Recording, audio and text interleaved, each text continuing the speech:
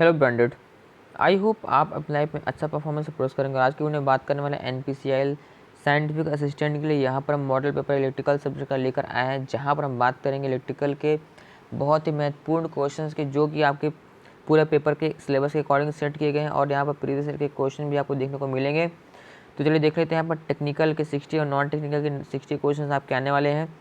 और जिस PDF के हम आपको पढ़ा रहे हैं उस PDF को आप फ्री में भी डाउनलोड कर सकते हैं हमारी ऑफिशियल वेबसाइट brandedbrainbahar.com से, ठीक है, जिसका कि लिंक आपको नीचे मिल जाएगा। बाकी आप सिंपल गूगल पर जाएं, सर्च करेंगे ब्रांडेड ब्रेन, तो आपको सबसे पहले हमारी ऑफिशियल वेबसाइट मिलेगी, जहां से आप जो है कोई भी फ्री PDF बुक का डाउनलोड कर सकते हैं। साथ में ही पिछले वर्ष के पेपर्स भी आपको वहाँ पर मिल जाएंगे। तो पहला क्वेश्चन पूछा गया था SI unit of power, power की SI यूनिट क्या है? तो इसका आंसर वॉट होता है। Electrical pressure is also called, electrical pressure को क्या बोलते हैं? तो इसका आंसर है वोल्टेज, जो है that is known as electrical pressure. आगे बढ़ते हैं। अगला 13 नंबर पूछा गया था, substance which have a large number of free electron and offer a low resistance are called. जिसके अगर मान लें कि किसी एक सब्सटेंस है जिसमें कि बहुत ही ज़्यादा फ्री इलेक्ट्रॉन्स हैं, तो उसका क्या होगा, जो रेजिस्टेंस या प्रतिरोध होगा वो बहुत ही कम हो जाएगा। तो उसको क्या बोलते हैं? That is D conductor. उसे कंडक्टर्स बोलते हैं, ठीक है। इंसुलेटर क्या होगा? इंसुलेटर में तो आपका रेजिस्टेंस जो है ऑफर ए लो रेजिस्टेंस, ठीक है। जो इंसुलेटर होगा उसमें रेजिस्टेंस बहुत ज़्यादा होगा, बट यहाँ पर लो रेजिस्टेंस की बात की गई है, ठीक है। इंडक्टर होगा नहीं, कंडक्टर होगा, ठीक है। 4 number, out of the following which is not a poor conductor. कौन सा पुअर कंडक्टर नहीं है? तो इसका आंसर बी, कॉपर जो है वो पुअर कंडक्टर नहीं है, ये अच्छा कंडक्टर है, ठीक है। 5 number, out of the following which is an insulating material. Insulating material कौन है? Copper, gold, silver, paper, that is paper is insulating material, ठीक है। आप जब तैयारी करेंगे तो अपने जो क्वेश्चंस का लेवल थोड़ा सा और हाई जरूर रख लेंगे, क्योंकि क्या है कि जब आप साइंटिफिक असिस्टेंट का पेपर दे रहे हैं तो क्वेश्चंस जो है थोड़ा सा अच्छे लेवल की भी आ सकते हैं, ठीक है। इसलिए थोड़ा सा अपना तैयारी का लेवल हाई जरूर करें। The property of conductor due to which it passes current is called. Current क्यों पास होता है कंडक्टर में? Because of C conductance, conductor में कंडक्टेंस होगा, ठीक है। आप सिंपल ऐसे याद कर सकते हैं, कंडक्टर में कंडक्टेंस होगा, simple. Conductance is a reciprocal of, conductance किसका? रेजिस्टेंस का रेसिप्रोकल है। इंडक्टेंस का है कि रिलक्टेंस का है? तो कंडक्टेंस जो है वो रेजिस्टेंस का रेसिप्रोकल यानी कि उल्टा है। कंडक्टेंस मतलब कि किसी चीज़ में बिजली या ऊष्मा का आसानी से प्रवाहित होना, कंडक्टिविटी, और रेजिस्टेंस मतलब उसका रुक रुक कर जाना या रुकना, that is resistance, that is उल्टा। 8 की बात करते हैं। The resistance of a conductor varies inversely as, ठीक है। रेजिस्टेंस जो है वो किसके जो है यहाँ पर इन्वर्सली प्रोपोर्शनल मांगा गया है होता है, तो बताना है आपको।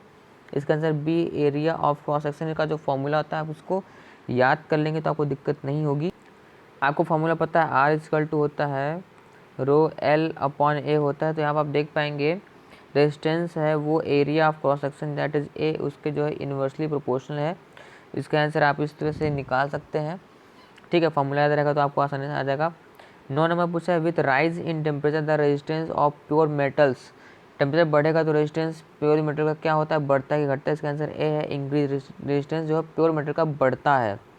10 नंबर पूछते हैं, और जो है मेटल जो नॉन मेटल रहेगा उसका घटेगा, उल्टा रहता है। With the rise in temperature resistance of semi conductor, sorry यहाँ सेमी कंडक्टर की बात कर रहे हैं, मतलब कंडक्टर में रेजिस्टेंस बढ़ेगा, सेमी कंडक्टर में जो है वो घटता है, ठीक है, उल्टा रहता है सेमी कंडक्टर का। यहाँ पर आपसे एक न्यूमेरिकल पूछा गया है, the resistance of copper wire जो है 20 जो है 200 मीटर लॉन्ग है, उसका रेजिस्टेंस यहाँ पर जो है 21 दिया है, ठीक है, ओम दिया है। If it's thickness diameter is 0.44 mm है, it's specific resistance is around, इसका स्पेसिफिक रेजिस्टेंस किसके अराउंड होगा? जो आप फॉर्मूले से निकाल लेंगे, इसका आंसर सी है। 12 में पूछा गया कि तीन रेजिस्टेंस दिया है 10, 15 और 30 ओम के आर कनेक्टेड इन पैरेलल में यहाँ कनेक्ट किए गए, यानी कि कुछ इस तरह से यहाँ पर ऐसे, कुछ इस तरह से, कुछ इस तरह से पैरेलल में कनेक्ट किए गए हैं, ठीक है। तो टोटल रेजिस्टेंस कंबाइंड क्या होगा? तो जब भी पैरेलल में होता है तो फॉर्मूला पता है 1/R = होता है 1/R1 + 1/R2 प्लस 1/R3 होता है, उससे आप जो आर की वैल्यू निकाल लेंगे।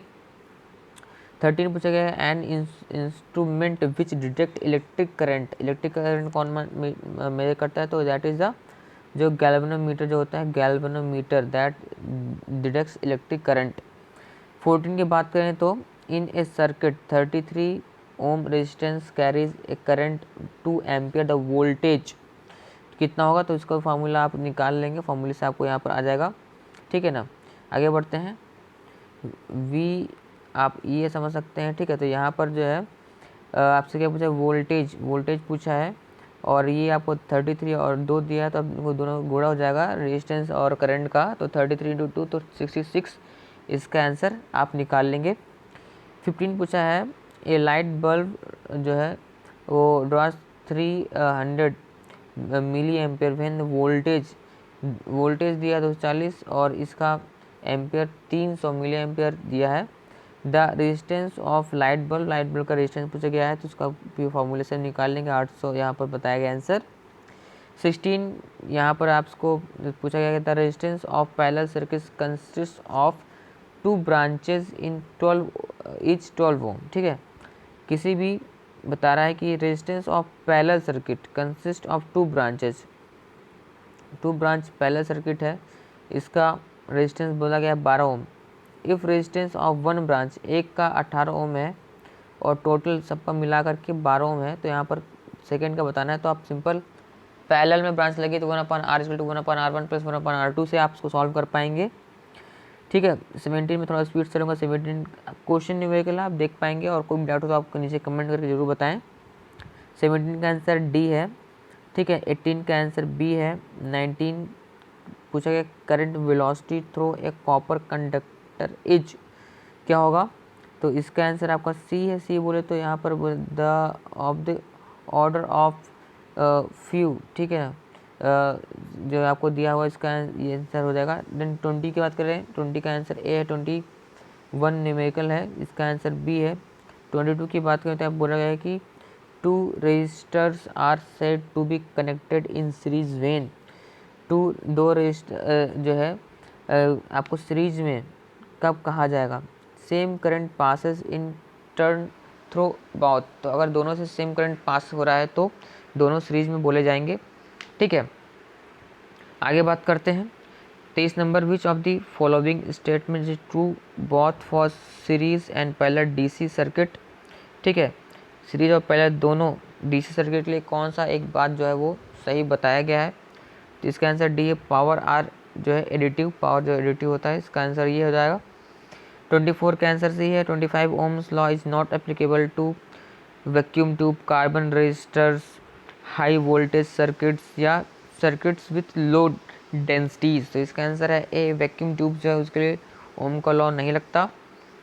26 which is the best conductor of electricity, इसका बी है। सिल्वर जो सबसे अच्छा कंडक्टर है। फॉर विच द फॉलोइंग जो है ampere second could be the unit, ampere second किसके लिए यूनिट होगा, तो इसका आंसर बी है। चार्ज उसका एम्पेयर सेकेंड यूनिट होता है।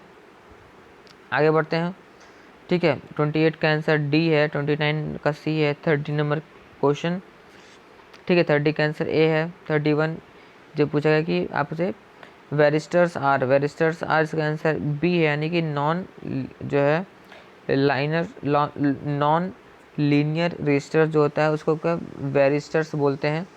31 32 insulating material have the function of, क्या फंक्शन होता है। 33 इसका आंसर है बी, यानी कि preventing an open circuit circuit between the voltage source and a load. 33 का आंसर डी है। 34 का आंसर बी है। 35 का डी है। आप क्वेश्चन देख ही रहे हैं, उसका आंसर आप खुद से ट्राई करें, बाकी आंसर तो लिखा हुआ है। ठीक है, आगे 36 का आंसर सी है। 37 नंबर जो है 37 का आंसर सी है। 38 नंबर का आंसर सी है।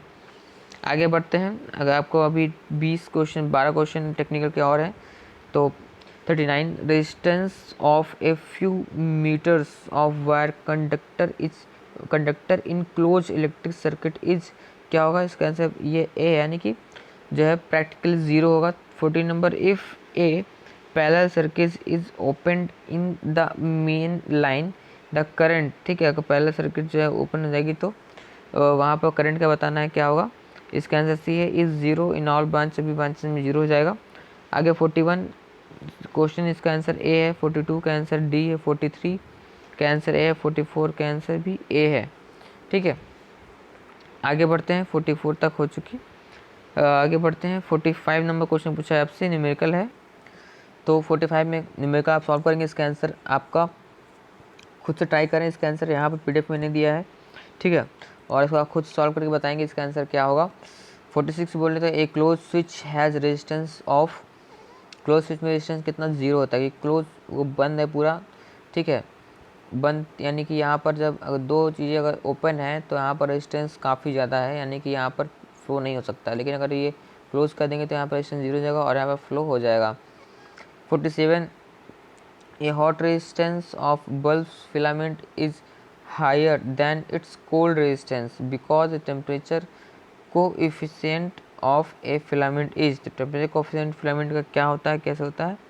तो सी का आंसर है पॉजिटिव, पॉजिटिव होता है। 48 का आंसर भी आप खुद से देंगे और 49 का आंसर सी है। 50 नंबर का ए है।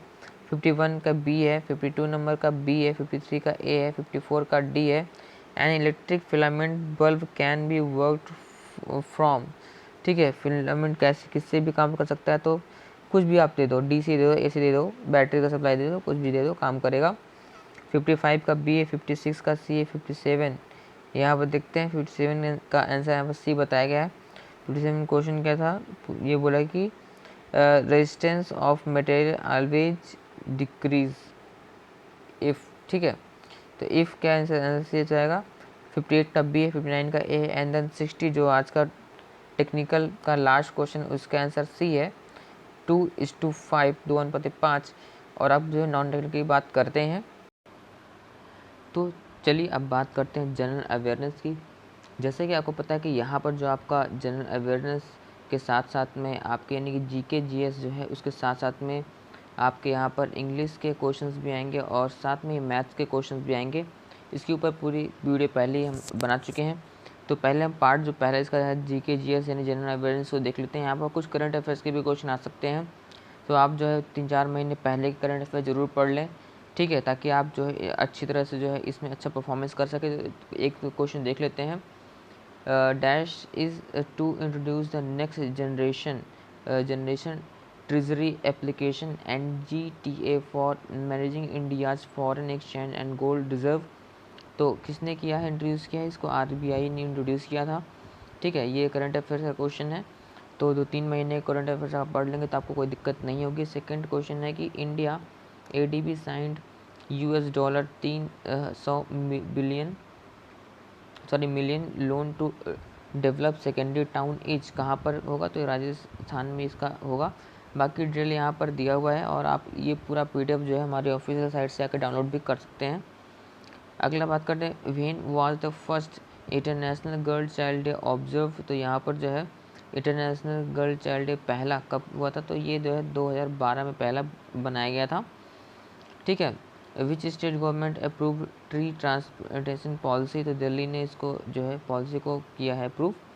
अगला है what is the theme of international girl child day. तो इसका थीम क्या था, इसका आंसर है B, my voice our equal future, ठीक है, ये इसका थीम था, ठीक है।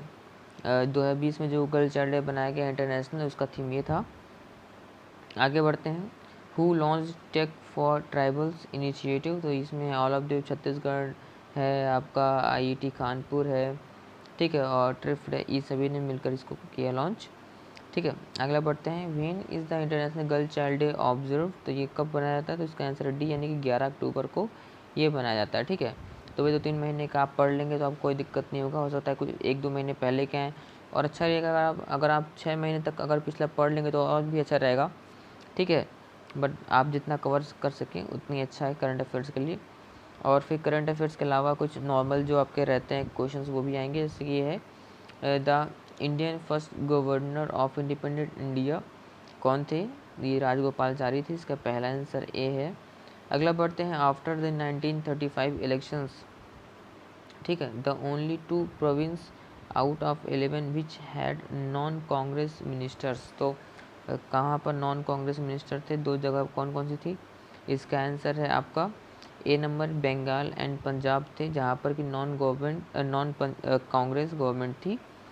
आगे, in which of the following phase flints tools were used, किसमें फ्लिंट टूल यूज होते हैं, तो इसका आंसर से ये अपर पैलोथोलिक as.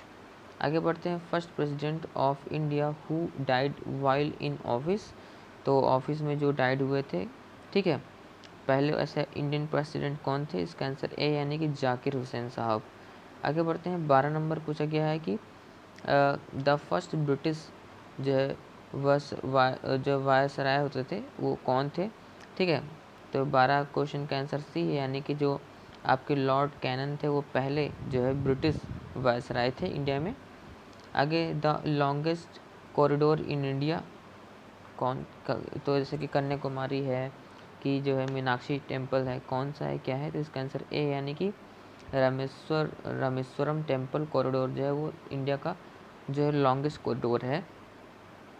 14 who won the Nobel prize for piece in year 2014, तो कौन जो है जिन्होंने जो शांति के लिए यहाँ पर जीता था, ठीक है, तो इसका आंसर है ए नंबर, यानी कि मलाला यूसुफ एंड जो है कैलाश सत्यार्थी जो है उन्होंने ये सत्यार्थी उन्होंने इसको जीता था, ठीक है। मलाला यूसुफजई का नाम तो आपने काफ़ी सुना होगा, ठीक है, उनकी काफ़ी जो है इंस्पिरेशनल कहानी है। अगला 15 नंबर बोले तो द फर्स्ट वुमेन जो है एयरलाइन पायलट कौन है, तो 15 का आंसर सी, यानी कि जो है दुर्गा जो है बनर्जी जो है वो पहली वुमेन है जो कि एयरलाइन पायलट बनी थी। 16 father of Indian space programme, तो इंडियन स्पेस प्रोग्राम के फादर किसने बोलते हैं, तो इसका आंसर सी है विक्रम साराभाई जो हैं, और इनके नाम पे ही जो है काफ़ी सारे इसके जो वो केंद्र रखे गए हैं, यानी कि रिसर्च सेंटर वगैरह विक्रम साराभाई जी के नाम से ही बनाए गए हैं। आगे बात करते हैं 17 सिटी ऑफ फेस्टिवल्स, फेस्टिवल की सिटी कौन सी किसे कहते हैं, तो इसका आंसर ए यानी कि मदुरई जो है वो सिटी ऑफ फेस्टिवल्स बोला जाता है। अगला बात करते हैं 18, तो यहाँ पूछेगा कि the study of insects is known as, insects यानी कि कीड़े मकोड़ों की स्टडी को क्या बोलते हैं, इसका आंसर आपका है सी नंबर, यानी कि एंटोमोलॉजी। आगे बढ़ते हैं, ये सब चीज़ आपको आनी चाहिए, ठीक है, ये सब चीज़ आपको पढ़ लेना, अच्छे से समझ लेना है। आगे बढ़ते हैं, instrument is use to measure heat को मेजर करने के लिए इंस्ट्रूमेंट कौन सा यूज करते हैं, इसका आंसर डी यानी कि थर्मोमीटर यूज करते हैं। आगे बात करते हैं, ठीक है ना। अगला 20 रिवर कृष्णा इज जो ऑरिजिनेटेड फ्रॉम, तो जो रिवर कृष्णा है वो कहाँ से जो है इसका ओरिजिन हुआ था, तो रिवर कृष्णा इसका आंसर सी यानी कि जो है वेस्टर्न घाट से जो है रिवर कृष्णा को ओरिजिन जो है हुआ है। इस तरह से 20 जो इम्पोर्टेंट जीके जैसे क्वेश्चन से ख़त्म हो चुके हैं। अब बात करते हैं नॉन टेक में इंग्लिश पोर्शन के, तो यहाँ पर इंग्लिश से संबंधित भी आपके लगभग 20 क्वेश्चन आने वाले हैं। यहाँ पर आपको डायरेक्शन दिए रहेंगे कि क्या काम को आपको करना है, तो ऐसे आप देख पाएंगे, read each sentence to find out where there is any grammatical error in it, तो यहाँ पर जो स्पॉटिंग एरर वाले क्वेश्चन रहते हैं उसमें आपको ग्रामेटिकल एरर का पार्ट यहाँ पर पूछा जाएगा। तो जैसे कि आप देख पा रहे हैं यहाँ पर solve as per direction given below, यहाँ पर आपको पूरा एक सेंटेंस को 4 पार्ट में डिवाइड किया है, जिसमें कि चौथा नो एरर बताया गया है। When discussed about the problem so thoroughly on the eve of examination that I found it very easy to work it out, ठीक है। तो यहाँ पर जो इसका जो फॉल्ट है, इसके पहले वाला जो सेंटेंस है ए नंबर में, उसने जो है गलती की गई है। जैसे आप देख पाएंगे इसमें एक्सप्लेनेशन में दिया है, we discussed the problem so thoroughly, तो यहाँ पर जो है वी डिस्कस्ड अबाउट द, जो अबाउट लगा था वो अबाउट जो है यहाँ पर गलत लगा हुआ था। तो ये इसका ऐसी तरह से आप जो ग्रामेटिकल पोर्शन अगर आप इसे पढ़ लें, ग्रामर अच्छे से कंप्लीट कर लें, ठीक है, सेंटेंस में एरर ढूंढना, स्पॉटिंग का ढूंढना, वो सबसे संबंधित क्वेश्चन भी आने वाले हैं। सेकंड आप देख पाएंगे यहाँ पर सॉल्व एज पर डायरेक्शन में है, एन इंडियन शिप जो है laden with merchandise got drowned in Pacific Ocean, तो इसका आंसर सी है।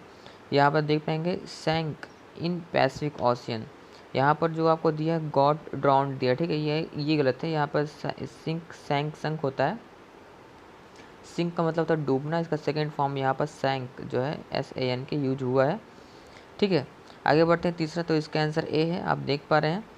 ठीक है, चौथा क्वेश्चन इसमें भी स्पॉटिंग एरर वाला ही है, इसका आंसर सी है। ठीक है ना, आगे बढ़ते हैं। आप इसको जो है डिटेल यहाँ नीचे आपको, जैसे कि यहाँ पर इसका सी है तो क्यों है, इसका भी एक्सप्लेनेशन दिया हुआ है, आप अच्छी तरह से पढ़ सकते हैं। पीडीएफ का लिंक आपको नीचे डिस्क्रिप्शन में मिल जाएगा। जैसे कि if I had known this yesterday I will have helped him. ठीक है, इसका आंसर सी है। सी मतलब सी पार्ट में एरर बताया गया है। ठीक है, ठीक है, आई वुड हैव हेल्प होना चाहिए, आई विल की जगह वुड हैव होगा। ठीक, अब देखिए सेकंड आपको क्या पूछा गया है, in the following question choose the word which is exact opposite. यहाँ पर एंटोनिम से संबंधित क्वेश्चन, जैसे कि आपको एक्सपेंड है तो इसका दिए हैं 4 ऑप्शन, कन्वर्ट है, कंडेंस है, कंजेस्ट है, कंक्लूड है।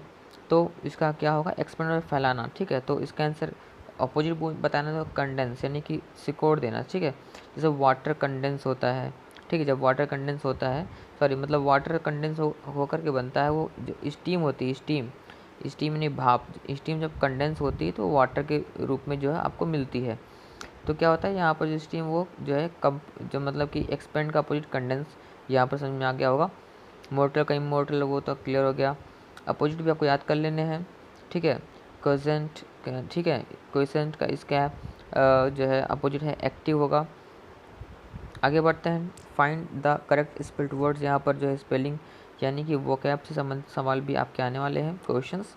जैसे कि आप देख पाएंगे यहाँ पर इसका आंसर सी है, पैलेट, PALATE। सभी का अगर आप प्रोनाउंसिएशन के ऊपर जाएंगे तो सबको आपको वही पैलेट पैलेट पैलेट इससे आप पढ़ने में आ रहा है, बट एक्चुअल में जो स्पेलिंग ग्रामेटिकल एरर वो सी पार्ट जो है जो आपको पूछा गया है कि कौन सा सही है। ठीक है ना, find the correct spelled word. तो पहले आप डायरेक्शन पढ़ लेंगे क्या आपसे बोला गया है, इसका आंसर सी है। ठीक है, पैलेट। आगे बढ़ते हैं 10 नंबर क्वेश्चन के बुके। ठीक है, तो जो है तो इसका आंसर सी है, इसका भी सी है, BOUQUET। ठीक है, ओके, आगे बढ़ते हैं। जैसे कि देख पाएंगे बुके क्या है, बंच ऑफ फ्लावर्स जो है बुके जैसे देते हैं। अगर आप कभी जाएंगे किसी बड़े फंक्शन में तो आप देखेंगे जो भी बड़े बड़े अतिथि होते हैं, यानी जो बड़े बड़े लोग होते हैं, उनको जो है वहाँ की टीम बुके यानी कि फूलों का एक गुलदस्ता गुच्छा टाइप का होता है वो देता है, दैट इज़ अ बुके। इसका करेक्ट आंसर है BOUQUET। ठीक है, इसको अगर आप ऐसे देखेंगे तो बकेट ऐसा कुछ आ रहा है, but it is called bouquet. आगे बढ़ते हैं। ठीक है, अगला देखिए यहाँ पर डायरेक्शन दिया हुआ है, in question given below out of 4 alternative choose the one which can be जो है substituted for the given words. यानी कि यहाँ पर अगर मैं बात करूँ सब रिप्लेस कर जा सके, यानी कि जैसे पूरे पूरे वर्ड अगर मैं पढ़ के सुनाऊँ तो यहाँ पर आपको एक सेंटेंस दिया है, a person pretending to be somebody he is not. ठीक है, तो ये जो पूरा एक सेंटेंस है, ठीक है, बट आपको बताना है कि कौन सा ऐसा एक वर्ड है जो इस पूरे सेंटेंस को रिप्लेस कर सकता है। यानी कि ये वन वर्ड सब्स्टिट्यूशन, यानी कि पूरे वर्ड्स के लिए एक शब्द बताने हैं। ठीक है, तो a person pretending to be somebody he is not. ठीक है, ये जो दूसरों को ही दिखाना चाहते हैं कि वो ऐसा नहीं है, तो वो ऐसा कौन होता है, मैजिशियन होता है कि रोगी होता है कि लायर होता है कि इम्पोस्टर होता है। तो इसका आंसर डी है, इम्पोस्टर। जो ऐसा बंदा जो लोगों को दिखाता है कि वो ऐसा नहीं है, वो दैट इज़ अ इम्पोस्टर। आगे बढ़ते हैं, a person who knows many foreign languages. तो जैसे कोई ऐसा बंदा जिसको कि बहुत सारी जो विदेशी लैंग्वेज आती हैं, फ्रेंच आती है, चाइनीज़ आती है और रशियन आती है, मतलब डिफरेंट डिफरेंट लैंग्वेज, तो दैट इज़ द लिंग्विस्ट बोलते हैं। यानी कि जैसे अगर 2 लैंग्वेज जाने तो बाईलिंगुअल। ठीक है, linguist that is the know many more languages. 13 की बात करें तो one who has little faith in human जो है सिंसियरिटी एंड गॉडनेस। तो जिसको जो है ह्यूमन सिंसियरिटी और गुडनेस पे बहुत ही कम फेथ होता है, that is called cynic. Okay, आगे बढ़ते हैं। अगला डायरेक्शन दिया है, some proverbs idioms are given below together with their meaning, choose the correct meaning to meaning of proverb idioms. यहाँ आइडम्स फ्रेजेस वाले क्वेश्चंस आ रहे हैं। आइडम फ्रेजेस क्या होते हैं, जैसे कि आपको पूरा एक मुहावरे लोकोक्ति जो अगर आप हिंदी में बोल दें, ठीक है, तो जैसे कि आँखों का तारा, ठीक है, दैट इज़ द मुहावरे लोकोक्ति में इस तरह से आते हैं। तो जैसे कि यहाँ पर ए ब्लैक शिप, जैसे एन अनलकी, ब्लैक शिप जो है वो एक आइडम फेज़ में एक पार्ट, मतलब आइडम फेज़ का है। अब देखिए जो है, अगर हम किसी चीज़ को और आइडम फेज़ क्यों यूज करते हैं, किसी चीज़ को थोड़ा सा सुंदरता दिखाने के लिए, किसी चीज़ को थोड़ा सा और बेहतर अपनी जो है नॉलेज को दिखाने के लिए। अगर मैं कहूँ किसी को, मान लीजिए कोई ऐसा है, अब देखिए ए ब्लैक शीप, तो इसका मतलब अगर हिंदी देखें तो काली भेड़ या काला भेड़, ठीक। लेकिन एक्चुअल में किसी को काला भेड़ नहीं बोला जा रहा है। ये जो एक ब्लैक शीप है वो एक्चुअल में किसी एक मीनिंग को दर्शा रहा है, ठीक है। तो इस तरह से अगर कहीं भी आप यूज़ करते हैं आइडम फ्रेज, तो उससे ये पता चलता है कि बंदे को ग्रामेटिकल जो है नॉलेज अच्छी है। और यही सब चीज़ें हैं। अब देख लेते हैं ब्लैक शिप का एक्चुअल मतलब तो काला भेड़ होना चाहिए, बट इसको अगर देखें तो इसका मतलब क्या निकलता है, जैसे अनलकी पर्सन है, लकी है, अगली है, ए जो है partner who takes no share of profit है। तो क्या इसका आंसर होगा ब्लैक शिप। तो इसका answer E none of this, क्योंकि इसका आंसर इसमें से कोई भी नहीं है। एक्चुअल में इसका मतलब होता है, मतलब ब्लैक शिप से बोलते हैं जो कुछ भी नहीं करता या बिल्कुल निकम्मा आदमी, that is the called black sheep. देख पाएंगे इन English language black sheep is an item use to describe an odd or disrespective member of group, specially with in a family, ठीक है। तो डिसरिस्पेक्टिव है, डिसरिप्यूटेबल, सॉरी मैं बोला था यहाँ डिसरिप्यूटेबल, यानी कि जिसका कोई रेपुटेशन ना हो, जो कुछ ना काम करे। अब रेपुटेशन क्यों नहीं होगा भाई, क्योंकि जब वो काम ही नहीं करेगा, निठल्ला रहेगा, तो दैट इज़ द डिसरिप्यूटेबल पर्सन, ठीक है। ऑड या जो है रिप्यूटेबल पर्सन, उसको बोलते हैं ब्लैक शिप। आगे है ए मैन ऑफ स्ट्रॉ, ठीक है। तो इसका ऑप्शन देख पा रहे हैं, तो इसका आंसर देख लेते हैं। इसका आंसर ए, यानी कि a man of no substance, ठीक है। तो इसका आंसर ये हो गया। आगे बढ़ते हैं, टू स्मेल ए रैट, ठीक है। इसका जैसे कि इसमें आपको ऑप्शन दिख रहा है, पहले आप ऑप्शन से कुछ ट्राई करने की कोशिश करें, बाकी आंसर तो हम बाद में बताएंगे ही, ठीक है। टू स्मेल ए रैट, इसका आंसर सी, यानी कि टू सस्पेक्ट फॉल डीलिंग, ठीक है। तो यानी कि अब एक्चुअल में बता देता हूँ कि जैसे आइडियम फ्रेज है, उसमें से आप उसकी एक्चुअल मीनिंग निकालने का तरीका ये है कि कोई भी आइडियम से फ्रेज जो है वो जैसे कि टू स्मेल ए रैट, तो इसको आप हिंदी मतलब निकालें तो रैट मतलब चूहा, या ठीक है। तो उसको स्मेल, यानी कि वैसा स्मेल, और चूहा कैसे स्मेल करता है, यानी कि छोटी छोटी चीज़ों को पकड़ लेता है। To to suspect foul dealing, यानी कि छोटी कोई भी गलत डीलिंग हो रही है, इसको तुरंत जो है पकड़ लेना, ठीक है, फॉल डीलिंग को। आगे बढ़ते हैं, अगला direction, pick out the most effective word from the given words to fill in the blanks. अब देख लेते हैं यहाँ पर क्या दिया गया है। देखिए द टेलीफोन डैश है several times before I answered it. तो जैसे कि यहाँ पर वही ग्रामेटिकल से संबंधित सवाल हैं, जैसे पहले स्पॉटिंग एरर थे, but these are not spotting error. यहाँ पर आपको जो है ग्रामेटिकल जो भी सही चीज़ पढ़ रही है उसको यहाँ पर फिल इन द ब्लैंक्स में भरना है और सेंटेंस को पूरे करने हैं। अब देखिए यहाँ पर वैसे तो यहाँ पर आप देख पाएंगे ग्रामेटिकल वाला क्वेश्चन आ गया है, ठीक है। हैड रंग इसका आंसर होगा, द टेलीफोन हैड रंग several times before I answered it. देखिए यहाँ पर पहले बात बता दूँ कि आंसर्ड है, यानी सेकेंड पास्ट का पास्ट नॉर्मल जो है पास्ट टेंस यहाँ पर यूज किया गया है। तो जब आप इसको देखेंगे तो इस पास्ट टेंस यानी पास्ट इंडेफिनिट के पहले तो पास्ट परफेक्ट, तो हैड रिंग रैंग रंग, तो यहाँ पर जो है हैड और उसकी थर्ड फॉर्म यूज होती है, ठीक है। तो यहाँ पर जो है पास्ट इंडेफिनिट है, जो है उसके पहले हुआ होगा तो और भूतकाल हो गया, तो पास्ट परफेक्ट हो चुका, पहले ही हो चुका है, ठीक है। तो इस तरह से आप इसको समझ सकते हैं कि यहाँ पर क्या होगा, जो एक बेसिक रूल है इसका हमने बता दिया। बाकी जो आपके इस तरह से क्वेश्चन आएंगे उसमें ज़रूरी है नहीं कि आपके सिर्फ ग्रामेटिकल आए, हो सकता है कि प्रोपोजिशन फिलिंग करने के लिए भी आए, आर्टिकल फिलिंग करने के लिए आए, तो उन सब चीज़ों को आप अच्छे से पढ़ लेंगे, ठीक है। अब आगे बढ़ते हैं 18 नंबर की बात करें तो he pass the examination in their first class because, इसका आंसर सी है, जैसे कि because he had worked hard for it, तो उसने पहला पोजीशन क्यों पास की, क्योंकि उसने जो है इसके लिए बहुत ही ज़्यादा मेहनत की थी। ये इसका आंसर जो है आ रहा है।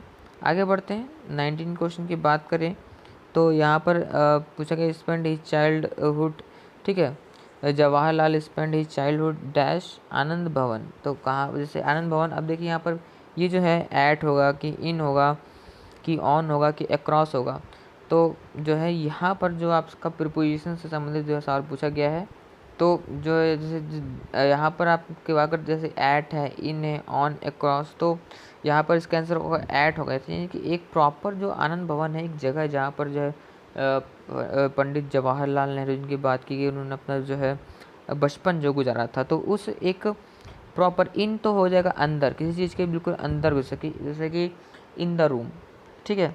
और इनटू बोले तो जब किसी चीज़ में गति करते हुए अंदर जाते हैं, जैसे कि इनटू द वेल, ठीक है, यानी कि the stone is going down into the well, ठीक है। ये हो गया ऑन, ठीक है। ऑन मतलब किसी के ऊपर होना, ठीक है, ऊपर, तो यहाँ तो ऊपर तो होगा नहीं, और इनटू भी नहीं होगा, इन मतलब उसके अंदर भी नहीं होगा। आनंद भवन एक तो एक बड़ी प्रॉपर्टी, तो वही जब जैसे कि एट किसी एक जो है फिक्स प्लेस की जगह पर जो आप एट का यूज कर सकते हैं, तो यहाँ पर एट का यूज किया गया है, ठीक है। आगे बढ़ते हैं, अगला क्वेश्चन 20 है। यहाँ पर पूछा कि वही वाले सवाल है, जैसे कि यहाँ पर आपसे फेथ है, बिलीव है, सब्सटेंस है, ये जो इसके ऑप्शन दिए हुए हैं। यहाँ पहले क्वेश्चन पढ़ते हैं। If the negotiations are no fruitful, there must not only be sincerely on each side, but there must also be dash in the sincerity of other the side, ठीक, ऑफ द अदर साइड। तो यहाँ पर क्या होगा, तो यहाँ पर 20 की बात करें तो यहाँ पर फेथ, यहाँ जो फेथ की बात की गई, faith in the sincerity to the other side, तो यहाँ पर फेथ अगर आप करते हैं तो इसका जो है बिल्कुल सही पड़ जाएगा, ठीक है। तो इस तरह से जो आपको पूरी इंग्लिश के जो है क्वेश्चन क्लियर हो चुके होंगे। तो अब बात करेंगे नॉन टेक में जो आपका मैथ का सेक्शन आने वाला है, उसमें क्या क्या चीज़ पूछे जा सकते हैं।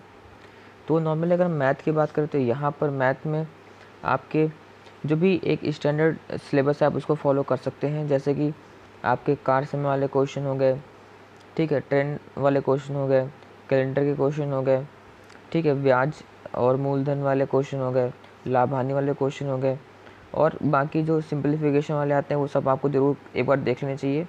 तो पहला क्वेश्चन पूछा गया, a train running at the speed of 60 kilometre per hour crosses a pole in 9 second, ठीक है, what is the length of the train. तो यहाँ पर तो पहले की जो किलोमीटर पर आवर है 9 सेकेंड, तो यहाँ पर जो इसकी यूनिट्स है यानी कि किलोमीटर प्रति घंटे में और सेकंड में, तो इसको किलोमीटर पर आवर को आप मीटर पर सेकंड में आप पहले कन्वर्ट कर लेंगे। उसके बाद आप देखेंगे तो यहाँ पर जो फार्मूला होता है चाल बराबर दूरी बटे समय का, ठीक है, दूरी बटे समय, ठीक है, ये फॉर्मूला आपका यहाँ पर बिल्कुल लग जाएगा।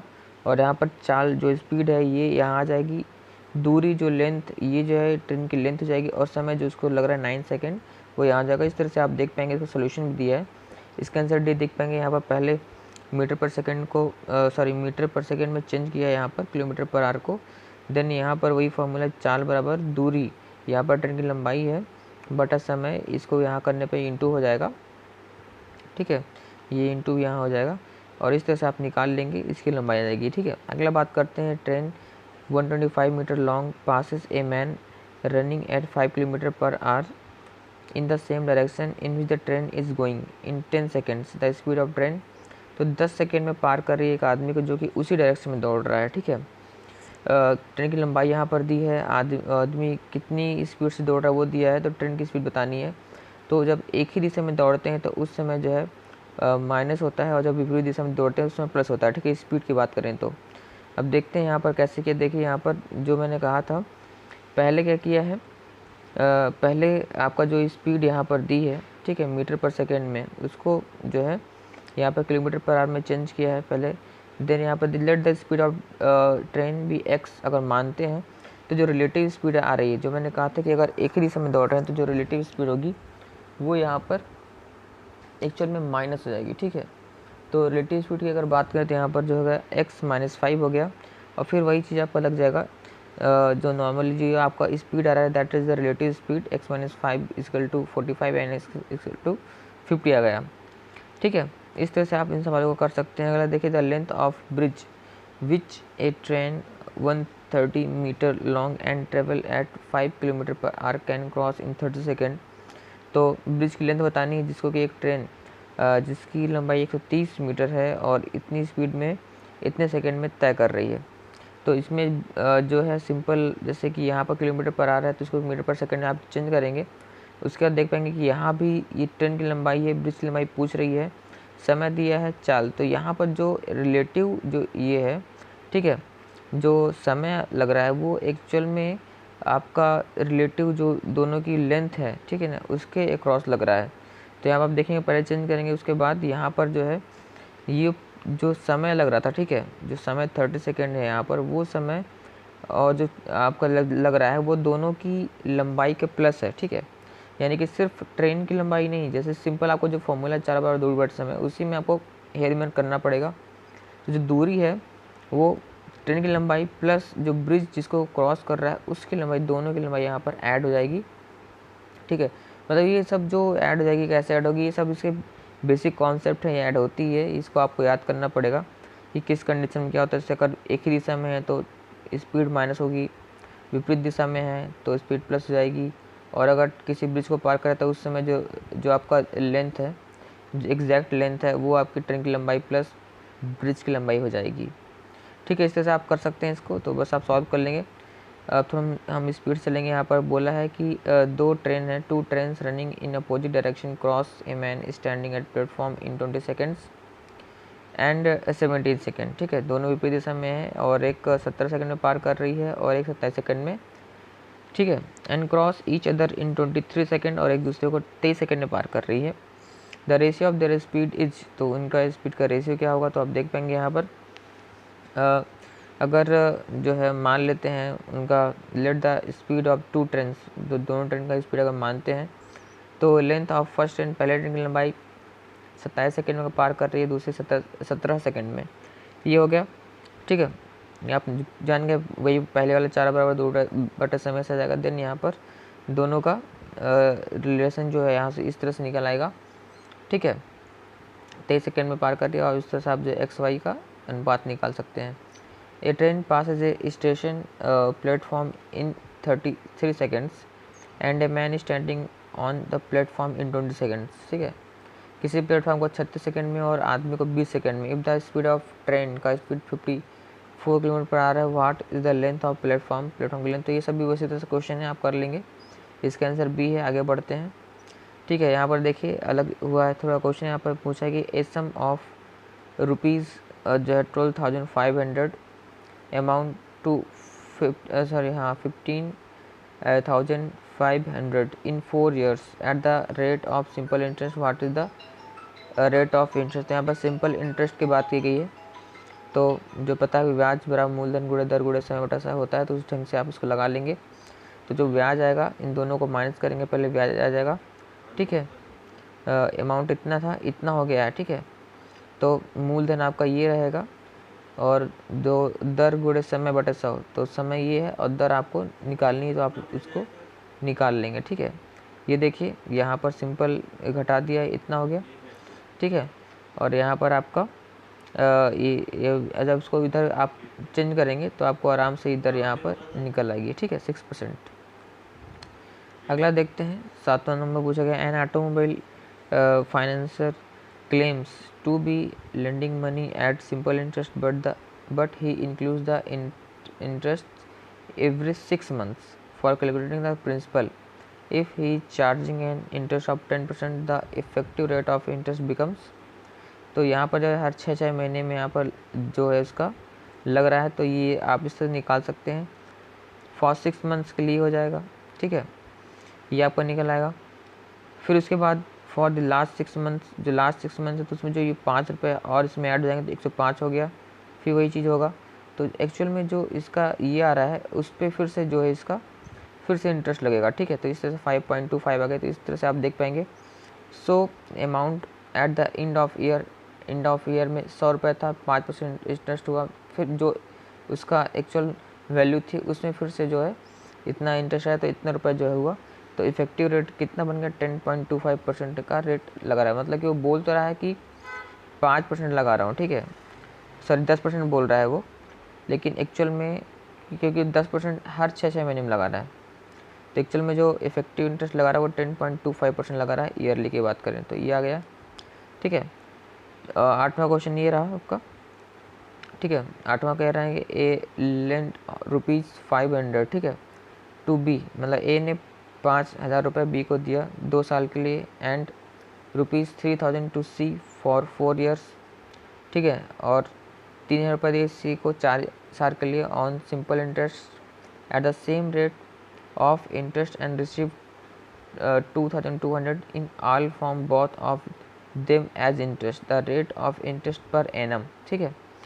तो ये बात जो बोल रहा है कि ये तो है कि दो जगह ये ए इतने रुपए दिया इसको और 2 साल के लिए दे रहा है, और इतने रुपए दे रहा है किसी को 3 साल के लिए, सिंपल इंटरेस्ट है और सेम रेट ऑफ इंटरेस्ट है, तो आप इसको एक्स मान सकते हैं। और जो है इसने जो रिसीव किया, ठीक है, इतने रुपए रिसीव किया इन ऑल फ्रॉम बोथ, ठीक है, दोनों से इतने इतने रुपये इतने रिसीव किए। तो आप देख पाएंगे यहाँ पर जो आपका ब्याज जाएगा मूलधन गुणे दर गुणे समय, दर क्योंकि मैंने कहा था एक्स मान लो, यहाँ पर आर माना है, और जो दोनों का कैलकुलेशन है, दोनों का जो एक्चुअल में ऐड आ रहा है वो ब्याज जो उसने कमाया है दोनों से मिलाकर के 2,200 रुपये कमाया है। तो यहाँ पर दोनों को आप दोनों में कंडीशन में ब्याज निकालेंगे, तो उस समय इतना मूलधन दिया था, दूसरे को इतना मूलधन दिया, ब्याज सेम था लेकिन समय अलग अलग था, 2 साल था यहाँ पर था 4 साल। और यहाँ पर आप इससे कर लेंगे तो आपको आराम से जो आर है उसकी वैल्यू आप यहाँ से कैलकुलेट कर सकते हैं, ठीक है। आगे बढ़ते हैं। ए सम ऑफ, यहाँ पर दिया है sum of 725 is lent in the beginning of year at the certain rate of interest after 8 months, एक sum of ₹362.5 more is lent but the rate twice the former, ठीक है। तो फिर पहले इतने रुपए दिया 1 साल के लिए, ठीक है, एक सर्टेन रेट ऑफ इंटरेस्ट में दिया, ठीक। उसके बाद 8 महीने बाद, यानी कि अभी 4 महीने बचे थे, ठीक है, उसने इतने रुपए और दिए, लेकिन अभी जो रेट ऑफ इंटरेस्ट है वो 2 गुना कर दिया। तो रेट ऑफ इंटरेस्ट आप कुछ मान लो, एक्स मान लो, फिर बाद में 2x मान लो, ठीक। At the end of year 33.50 is earn, तो यहाँ पर जो है जब इसने अर्न किया तो इतने रुपए तो 1 साल भर में इंटरेस्ट इस पर कमाया, और बच्चे जो 8 महीने बाद यानी कि 4 महीने थे उसमें उसने इतने रुपए पर 2 गुने से इंटरेस्ट कमाया, और जो अल्टीमेट इंटरेस्ट उसका आया वो 33.5 रुपीज़ आया। तो अब दोनों कंडीशन वैसे बन गई, 2 कंडीशन बन गई, मूलधन पता है, ठीक है, जो रेट ऑफ इंटरेस्ट है वो पता हो गया, पहले x फिर 2x, और जो समय है वो आपको पता चल गया, पहले 1 ईयर है, फिर जो 4 महीने हैं इसको अगर आप साल में कन्वर्ट करेंगे तो 1/3 जो है ईयर आ जाएंगे, ठीक है, 1/3 साल, ठीक है। तो चौथा हम 4 महीने हो जाएंगे। आप देख पाएंगे इसको कैसे सॉल्व किया है। तो सेम जो मैंने बताया था मूलधन गुणे दर बटे समय, और बट ये जो है 1/3 ईयर हो जाएगा। तो क्योंकि आपको जो फार्मूला वो ईयर पे ही आधारित है, इसलिए आपको मंथ को भी ईयर में कैलकुलेट करना होगा, ठीक है। तो इतने रुपए बाद में किया 2 गुने इंटरेस्ट से, और जो आपका समय था 1/3 ये हो गया, बट यहाँ 100 है तो इतने रुपए इसका आ गया। सॉल्व करेंगे तो आपको आर की वैल्यू आ जाएगी। तो बहुत ही इजी क्वेश्चन, कोई दिक्कत नहीं है। अब जो है हम, क्योंकि हमको अभी यहाँ पर और भी क्वेश्चन सॉल्व करने हैं तो हम थोड़ा स्पीड से चलेंगे, ठीक है। क्वेश्चन में दिखा रहा हूँ, आप खुद से आंसर ट्राई करें, ना है तो आप कमेंट करके बताएंगे, ठीक है। तो 10 नंबर क्वेश्चन है, इसका आंसर है आपका सी नंबर है। आगे बढ़ते हैं। यहाँ पर कुछ अलग टाइप के क्वेश्चन जैसे देख पाएंगे, let C1 and C2 be inscribed and जो है circumstance circles of the triangle with sides, यहाँ पर दिया हुआ है 3, 5 और 4 और 5 सेंटीमीटर का जो है आपका ट्रायंगल है। The ratio between areas C1 C2, दो जो है उनका एरिया बताना है। तो आप थोड़ा सा फिगर जो बनाया है इसको आप देख पाएंगे, यहाँ पर ये रहा, ठीक है। यहाँ पर आप देख पाएंगे दो सर्किल है, लेकिन जो आपका बेस वो ट्रायंगल यहाँ पर दिया है 3 सेंटीमीटर, 5 सेंटीमीटर, 4 सेंटीमीटर यहाँ दिया है। ये आपका पूरा एक ट्रायंगल है, ठीक है। यहाँ पर अब आपको 2 सर्किल बोल रहा है कि यहाँ पढ़ लेते हैं। तो C1 एंड C2 2 सर्किल है, ठीक है। एक जो है इंस्क्राइब्ड मतलब अंदर है, और एक जो है बाहर है, ठीक है। 2 सर्किल यहाँ पर दिए हैं, तो आपको दोनों के एरिया का जो है अनुपात बताना है। तो देख पाएंगे एक जो सर्किल अंदर है, तो इस तरह से अंदर आप बनाएंगे अगर इस सर्किल को, तो ये अंदर की ओर सभी जो भी साइड्स हैं, ठीक, जो भुजाएं उनको एक एक पॉइंट पर टच कर रहे हैं, यहाँ टच करते हुए बनाएंगे। और जो दूसरा सर्किल है वो जितने भी शीर्ष हैं उनको टच करते हुए ऐसा सर्किल एक बनेगा। अब दोनों को आपको यहाँ पर एरिया निकालना है, तो आप इसका सोल्यूशन देख सकते हैं यहाँ पर। ठीक है। साइड दिया है 3, 4 और 5 सेंटीमीटर, देयरफॉर ट्रायंगल जो है वो राइट एंगल ट्रायंगल यानी कि समकोण त्रिभुज बनेगा। The radius of inscribed circle, अब अंदर वाला जो है उसका जो रेडियस आपको, क्योंकि अगर आपको किसी भी सर्किल का एरिया निकालना है तो उसके लिए पहले आपको रेडियस पता होना चाहिए, ठीक। तो यहाँ पर C1 अगर आप करेंगे तो यहाँ पर C1 का आपको यहाँ पर इसको सॉल्व करने के लिए इसका रेडियस C1 को निकालेंगे, देन आप C2 का रेडियस निकालेंगे, देन आप उसको जो है उसका रेडियस के बाद जो उसका फार्मूला होता है किसी भी वृत्त के एरिया यानी कि क्षेत्रफल का, आपको लगाकर इसको आप जो है आप सीधे सॉल्व कर सकते हैं, ठीक है। तो इससे पहले तो मेन फिगर आपका बन जाएगा, तो आप इसको आराम से सॉल्व कर पाएंगे। अगला पूछा है ये आपका है x = 1/√2 + 1 देन x + 1 का मान। तो ये वही सिंपल मैथमेटिकल क्वेश्चन है, इसको आप सॉल्व कर ही लेंगे, ठीक है। पहले आपको क्या करना है, जो आपका ये दिया है, ठीक है, √2 + 1 है, उसका आपको पहले परमीकरण करना पड़ेगा, यानी कि अंश और हर में √2 - 1 का गुणा करना पड़ेगा, देन आपको एक सिंपल नंबर प्राप्त हो गया। देन आपसे जो भी पूछ रहा है x + 1 पूछ रहा है तो आप उसको x + 1 आराम से सॉल्व कर सकते हैं, ठीक है। आगे बढ़ते हैं। क्वेश्चन नंबर 3 से 5 के लिए आपको एक पाई चार्ट यहाँ पर दिया हुआ है, देख सकते हैं। The pie chart given here shows expenditure जो है incurred by a family on various item and their savings, study the chart and answer the questions based on the pie chart. तो यहाँ पर पाई चार्ट की बात करते हैं, तो यहाँ पर एक चीज़ क्लियर कर लें कि जो आपको पाई चार्ट दिया है यहाँ पर 120% यहाँ पर क्या है कि टोटल जो है किसी भी सर्किल का होता है एंगल 360 यानी 360 डिग्री होती है। अब इस जो टोटल है इसको जैसे कि 120 डिग्री, 70 डिग्री, 36, तो यहाँ पर बोल रहा है कि 120 जो इसका पार्ट है, ठीक है, 120 डिग्री जो आ रहा है वो खाने पे खर्च किया, शिक्षा पर 70 डिग्री खर्च किया, ड्रेस अदर्स पर 36 बचाया है, 60% 60 डिग्री सॉरी, मकान का किराया दिया है 54 या मकान का पे खर्च किया है, और क्लॉथ यानी कि कपड़े पे 20 यहाँ पर डिग्री खर्च किया।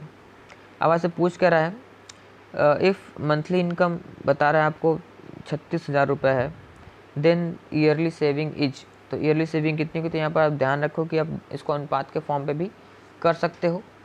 जब 360 पूरा था, ठीक है, उस समय जो इसका ईयरली सेविंग था 60 था, सेम हो जाएगा जब आपका 36,000 रुपये होगा तो ईयरली सेविंग x मान लो। तो यहाँ पर जो हमने ये लिया है ये है आपकी जो भी एंगल्स जो भी इसमें दिए हैं, ठीक है, क्योंकि पूरा जो है जो संपूर्ण है वो 360 है, और यहाँ भी संपूर्ण जो सैलरी वो 36,000 रुपये है, और यहाँ पर सेविंग का जो इसका एरिया जो खांचा कटा है वो 60 डिग्री का है, और यहाँ पर हम इसको x मान लेंगे, ठीक है। तो इस तरह जो सॉल्व करेंगे आप देख पाएंगे सेम इसी तरह यहाँ पर किया है, ठीक। इसको वही अनुपात में यहाँ पर आप कर लेंगे तो इसका जो आंसर आएगा वो आएगा 72,000 रुपये। इस हिसाब से सॉल्व ईयरली सेविंग पूछा, सॉरी यहाँ पर ध्यान रखिए एक चीज़ और है, ईयरली सेविंग पूछा है तो जो हम सेविंग निकालेंगे वो आपका मंथली इनकम के अकॉर्डिंग निकलेगा। ईयरली निकालेंगे तो 12 का गुणा करना पड़ेगा, जैसे यहाँ पर 12 का गुणा किया है तो आपका 72,000 रुपये ईयरली आ जाएगा, ठीक है। इस हिसाब से सॉल्व करेंगे, बाकी सभी ऐसी तरह से हैं आप सभी। जो अगला 14 नंबर है तो सबको वैसे आपको कर लेना है, ठीक है। यहाँ पर देख पाएंगे यहाँ पर दिया है एजुकेशन में जो एक्सपेंडिचर इनका हो रहा है वो है 1,600 रुपये, ठीक है। More than that of housing than the expenditure on food, तो यहाँ पर बताया है कि आपको कितना ज़्यादा है बताना है, तो आपको बताना है एक्सपेंडिचर ऑन फूड, फूड पे कितना एक्सपेंडिचर यहाँ पर हो रहा है वो आपको बताना है, ठीक है। तो सिंपल है, आपको देख लेंगे 1,600 रुपये है वो एक्चुअल में कितने एंगल का जो एरिया कवर कर रहा है उस अकॉर्डिंग जो है आप दूसरों को भी निकाल पाएंगे। तो यहाँ पर देखिए सिंपल है, एजुकेशन के जो आप चार्ट पे देखेंगे तो 70 का है, एक्सपेंडिचर ऑन हाउसिंग में 54 का है, तो जो डिफरेंस आ रहा है कितना ज़्यादा है वो आपका आ रहा है 16, और फिर आपको सिंपल यहाँ से आप जो आपका दिया हुआ है ये रेशियो जो आपका, ठीक है, मंथली इनकम वाला ये था आपको पहले से दिया, तो आप इस तरह से आराम से इसका रेशियो में निकाल के आप कर लेंगे, आ जाएगा। Ratio of expenditure on food to saving, तो फूड और सेविंग का क्या रेशियो है, तो सिंपल जो एंगल है आप उसको जो है रेशियो निकाल लें, वही एक्सपेंडिचर का भी रेशियो रहेगा, ठीक है। और इस तरह से आप कर सकते हैं, 16 नंबर भी आप कर ही लेंगे, ठीक है। यहाँ पर है the average mark obtained by 8 student in 6 subjects is 88. On subsequent verification, it was found that the mark obtained by him in a subject was wrongly copied as 86 instead of 68. तो यहाँ पर देखिए 6 सब्जेक्ट का यहाँ पर औसत यहाँ पर दिया गया है 88। तो आप 6 सब्जेक्ट x1 से लेकर x6 तक मान लीजिए और यहाँ पर बटे में हो जाएगा 88, ठीक है। तो इनका जो 88 अच्छा 6 सब्जेक्ट का है ना, तो यहाँ पर सॉरी यहाँ पर 6 होगा, ठीक है। 6 सब्जेक्ट का है जो कि 88 यहाँ पर आएगा, ठीक है। ऑन सब्सिक्वेंट वेरिफिकेशन, जब वेरिफिकेशन हो रहा है तब ये पाया जा रहा है कि यहाँ पर जो है कॉपीड एज 86 इंस्टेड ऑफ 68। तो यहाँ पर जो x1 से लेकर के x6 तक जो सब्जेक्ट हैं उसमें से कोई एक है जिसको कि 68 होना चाहिए था, ठीक है, लेकिन गलती से क्या लिख दिया है 86 लिख गया है, ठीक है। Copies as 86। तो यहाँ पर जो आप समझ सकते हैं कि यहाँ पर आप जो करंट सिचुएशन आ रही है उसमें आप मान लो कि x1 ही मान लो, ठीक है, x6 ही मान लो। तो x6 जो है आपका वो S6 हो गया, आपका 86 हो गया, ठीक है। और बटे 6 है सबका, बटे बराबर हो गया 88 यहाँ पर आ रहा है, ठीक है। तो आप यहाँ से x1 plus x2 plus x3 dot x5 plus x6 की वैल्यू आप निकालेंगे, 88 इंटू 6 कर देंगे। तो यहाँ से जब आप x1 से लेकर के पूरा x5 तक की वैल्यू निकालेंगे तो आपको 88 इंटू 6 माइनस 86 कर लेंगे तो आपको इसकी वैल्यू आ जाएगी, यानी कि x1 से लेकर x5 तक सब्जेक्ट की जो ऐड है सम है वो आपको निकल आएगी। उसके बाद एक जो रियल जो नंबर आपको है वो आपका 68 होने वाला है। तो प्लस जो इसको आंसर आएगा x1 से x5 तक जिसका सम का आंसर आएगा उसमें आप सिंपल 68 ऐड करेंगे और बटे में आप यहाँ पर 6 करके उसका एक्चुअल रेशियो निकाल पाएंगे, एक्चुअल औसत निकाल पाएंगे, ठीक है, सॉरी रेशियो नहीं औसत निकाल पाएंगे। तो यहाँ पर देख पाएंगे वैसे ही किया है। यहाँ पर मैंने x माना था, यहाँ पर s मान लिया, s1 से s6 तक। यहाँ पर एक आपको 86 दिया करंट सिचुएशन के अकॉर्डिंग, तो 528 माइनस 86 प्लस 68, तो 510 जो एक्चुअल नंबर आ गया और बटे 6 कर देंगे तो इसका जो है एवरेज, रियल एवरेज निकल आएगा। इससे से आप कर पाएंगे, ठीक है। अगला देख पाएंगे इधर पे जो है आपको फिर से एक यहाँ पर चार्ट दिया है, फर्स्ट इनिंग सेकेंड इनिंग करके दिया है, ठीक है। यहाँ पर देख पाएंगे महेंद्र सिंह धोनी, विराट कोहली है, चेतेश्वर पुजारा है, शिखर धवन, इससे पूरा दिया हुआ है। अब पूछ रहा है कि द एवरेज रन, ठीक है, पूछ रहा है क्वेश्चन क्या कर रहा है, the average run of 2 inning of the players who scored highest in average, ठीक है। तो जो जिन्होंने जो है हाईएस्ट निकाला है, हाईएस्ट जिन्होंने इनिंग्स करी है, देखिए यहाँ पर दो जो पॉइंट्स हैं खिलाड़ी एक एक हैं, एक तो जो इसमें सिंपल वाइट है वो इनिंग का है और पहली इनिंग का है, जो दूसरा जो ब्लैक में है वो सेकेंड इनिंग का है। तो आपसे जो पूछा गया सिंपल देखिए, from the figure it can be seen, जो है आप समझ सकते हैं महेंद्र सिंह धोनी है स्कोर द मैक्सिमम रन, उन्होंने मैक्सिमम रन जो है स्कोर यहाँ पर किया तो 60 और 80 जो उनका है यहाँ पर देख पा रहे हैं। महेंद्र सिंह धोनी का मैक्सिमम इन्होंने गेन किया तो यहाँ पर 60 बनाया है, फिर यहाँ पर 80 बनाया, तो दोनों का आपको यहाँ पर एवरेज पूछा है तो दोनों का ऐड करके बटे 2 कर देंगे तो आपको एवरेज निकल आएगा। The average run in 2 inning of player who has scored minimum at the second inning, तो सेकेंड इनिंग में मिनिमम कौन स्कोर कर रहा है, तो मिनिमम सेकेंड इनिंग में स्कोर कर रहा है चेतेश्वर पुजारा। तो इसका जो अब इसी ब्लॉक को पकड़ लो तो 70 और प्लस 10 बटे 2 कर देंगे तो आ जाएगा 40 आ जाएगा, तो ये आ गया।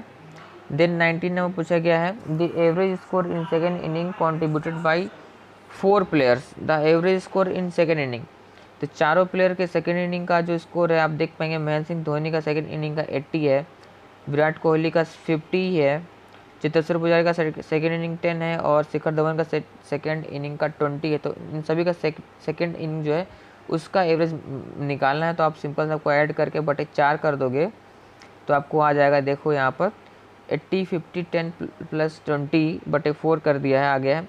The total score in the first inning contributed by the 4 player, तो total score in first inning पूछा है, एवरेज नहीं पूछा है। तो जब टोटल पूछेगा तो सभी को बस ऐड कर दोगे, बटे कुछ नहीं करना नहीं है, सिंपल सबको ऐड कर दिया। तो इस तरह से मैथ के क्वेश्चन भी आपको सॉल्व हो चुके हैं पूरे के पूरे।